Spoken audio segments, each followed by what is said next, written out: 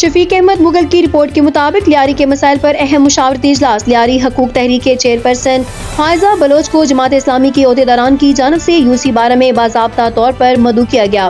اس اجلاس کی میزبانی مرسلین شاہ، نائب صدر جماعت اسلامی یوتھ ضلع جنوبی نے اپنی ٹیم کے ہمراہ کی۔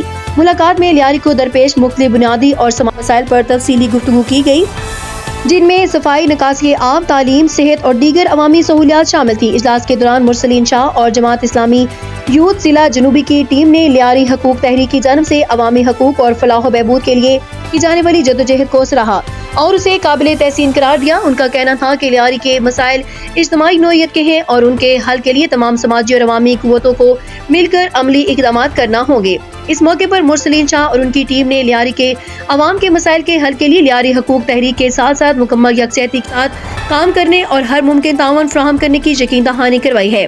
لیاری حقوق تحریک کے چیئرپرسن فائزہ بلوچ نے اس تعاون پر اعتماد پر شکریہ ادا کرتے ہوئے کہا کہ لیاری کی بہترین اور عوام کے حقوق کے تحفظ کے لیے باہمی اشتراک اور مسلسل جدوجہد ناگزیر ہے۔ اجلاس کے اختتام پر اس عزم کا اظہار کیا گیا کہ لیاری کے مسائل کو متعلقہ اداروں اور اعلیٰ حکام تک مؤثر انداز میں پہنچایا جائے گا اور مشترکہ حکمت عملی کے تحت لیاری کی ترقی اور عوامی سہولتوں کی فراہمی کے لیے جدوجہد جاری رکھی جائے گی۔